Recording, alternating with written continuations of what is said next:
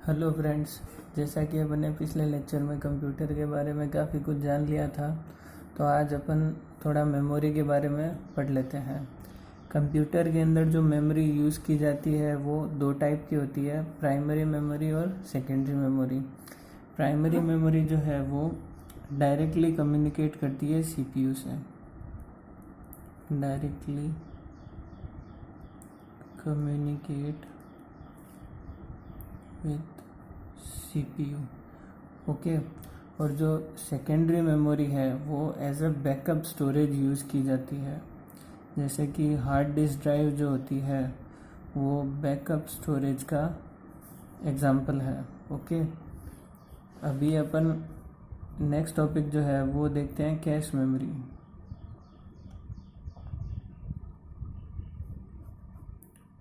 Cash memory जो है वो बहुत ही हाई स्पीड मेमोरी होती है। ओके। हाई स्पीड मेमोरी, कोई भी प्रोग्राम है जो कंप्यूटर के अंदर चल रहा है, कैश मेमोरी उसको सीपीयू को रैपिड रेट पर अवेलेबल करवाती है। Okay. Make current programme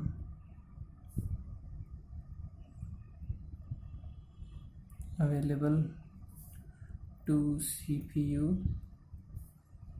at rapid rate। Okay. Next, cache memory जो है वो सीपीयू और मेन मेमोरी के बीच में जो डेटा ट्रांसफ़र होता है उसकी स्पीड को भी इंक्रीज करती है। Increase the speed of data transfer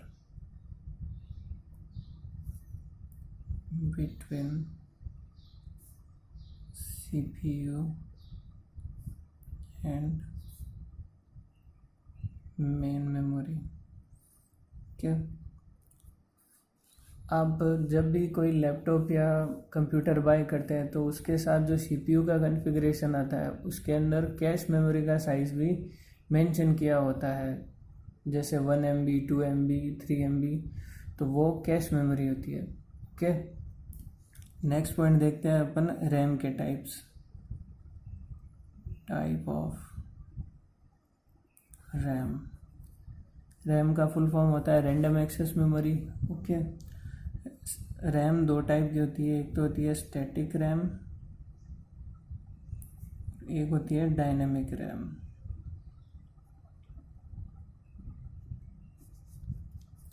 static RAM जो है वो फ्लिप फ्लॉप की बनाई हुई होती है। फ्लिप फ्लॉप एक बाइनरी सर्किट होता है।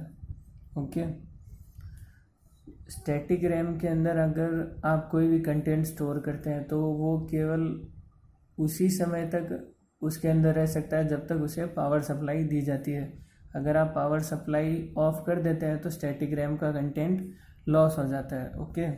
स्टैटिक रैम जो है वो कैश मेमोरी बनाने के काम आती है। ओके। ये हो गया स्टैटिक रैम। उसके बाद आता है डायनेमिक रैम। डायनेमिक रैम जो है वो कैपेसिटर और ट्रांजिस्टर से बनाई हुई होती है।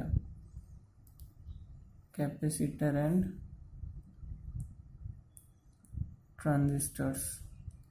तो कैपेसिटर, जैसा कि आप जानते हैं, चार्ज को स्टोर करके रखता है, और कैपेसिटर की ये विशेषता होती है कि जब उसमें चार्ज स्टोर किया जाता है तो कुछ समय बाद वो लीक करने लगता है। तो डायनेमिक रैम है, उसके कंटेंट को कंटिन्यूसली आपको रिफ्रेश करना पड़ता है। ओके।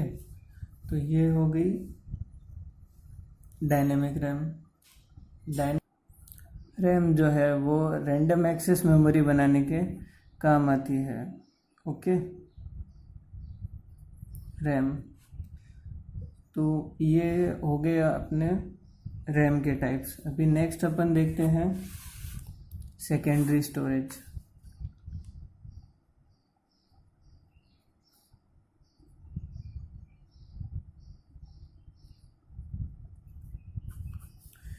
सेकेंडरी स्टोरेज जो है वो हार्ड डिस्क होती है, या कोई भी ऐसा मीडिया जो डेटा स्टोर करने के काम आता है, वो सेकेंडरी स्टोरेज होता है। सबसे पहले अपन देखते हैं हार्ड डिस्क ड्राइव।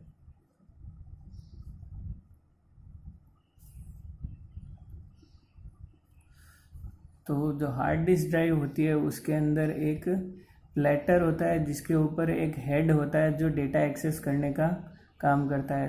जैसा कि अगर आपने मूवीज़ में या कहीं ग्रामोफोन देखा हो तो उसके अंदर जैसे एक बड़ी सी सीडी लगती है और उसके ऊपर हेड घूमता है और गाना प्ले होता है, कुछ इसी तरह का स्ट्रक्चर भी हार्ड डिस्क का होता है। तो जो हार्ड डिस्क है वो सेकेंडरी स्टोरेज है और उसके अंदर मूविंग कंपोनेंट्स होते हैं। ओके, उसके बाद अपन देखते हैं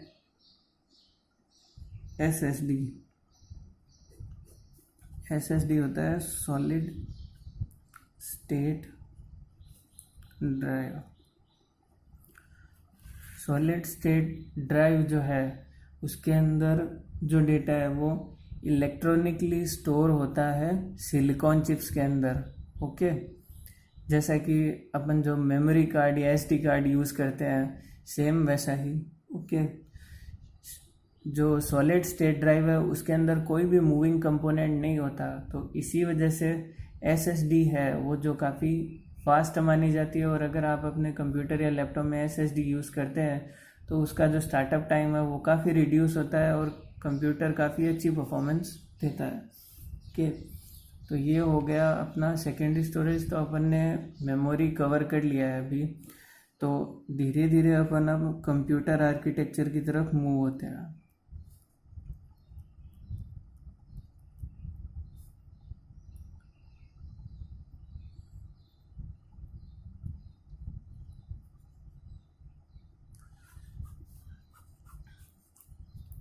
तो कंप्यूटर आर्किटेक्चर है वो बेसिकली ये बताता है कि कंप्यूटर के अंदर जो डेटा है वो कैसे स्टोर किया जाता है। आप कोई भी इंस्ट्रक्शन देते हो तो वो किस तरह से सीपीयू रीड करता है, किस प्रकार मेमोरी से वो जाती है, किस तरह से प्रोसेसिंग होती है और किस तरह से आपको आउटपुट मिलता है।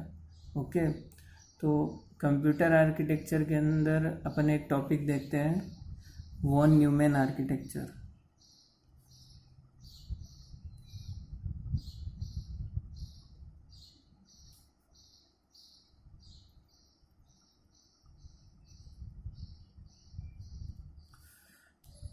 तो जो वॉन न्यूमैन आर्किटेक्चर है वो वॉन न्यूमैन के द्वारा दिया हुआ था। ओके, तो वॉन न्यूमैन आर्किटेक्चर के अंदर अपन एक डायग्राम बनाते हैं जिससे अपने को पता चलेगा कि कंप्यूटर कैसे इंस्ट्रक्शन को प्रोसेस करता है। ओके, यहाँ पर जो फर्स्ट फेज होगा वॉन न्यूमैन आर्किटेक्चर का वो होगा इंस्ट्रक्शन फेज, उसके बाद आएगा इंस्ट्रक्शन डीकोड, उसके बाद आएगा ऑपरेंड फेज और उसके बाद आएगा execution. Okay,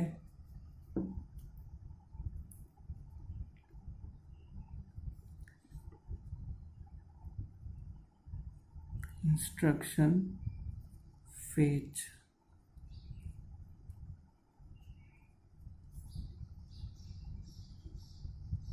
instruction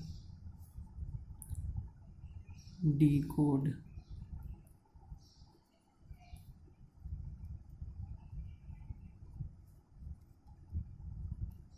operand phase और ईएक्सी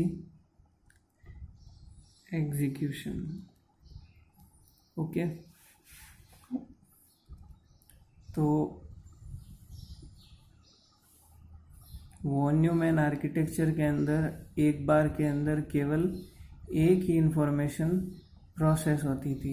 ओके, तो मान लीजिए पहला कोई इंस्ट्रक्शन है, अगर वॉन न्यूमैन आर्किटेक्चर के अंदर जाता है तो सबसे पहले वो इंस्ट्रक्शन फेच होगा, फिर वो सेकंड स्टेज में जाएगा इंस्ट्रक्शन डीकोड, उसके बाद वो नेक्स्ट स्टेज में जाएगा ऑपरेंड फेज और उसके बाद वो एग्जीक्यूशन स्टेज में जाएगा। ओके, तो जो एक इंस्ट्रक्शन है वो पहले चारों फेज कंप्लीट करेगी, उसके बाद कोई नेक्स्ट इंस्ट्रक्शन है वो इसके अंदर आएगी।